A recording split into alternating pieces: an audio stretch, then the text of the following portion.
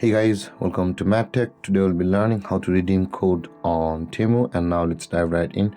Now to redeem codes on a Temu account, first open up your Temu app and make sure you're logged into your account. And when this interface appears, guys, at the bottom of the screen you can see a bunch of options. Tap on the U button, which is at the bottom middle section of the phone, and it's kind of interface will appear, where on this interface you can see the coupons and offers option available for us over here.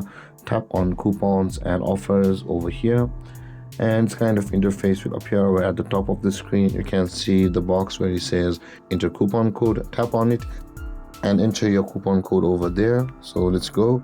And after entering your coupon code, guys, whichever may it be, tap on the apply button, which is at the right side of the coupon box over here, where it says apply, just below the expired, and that coupon or that code will be redeemed on your Temu account, and the net value of that code or that coupon code will be added to your Temu account.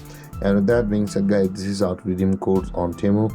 And if you have any confusions or questions regarding the topic, feel free to comment in the comment section below, and don't forget to like, subscribe, and hit that bell icon for more videos.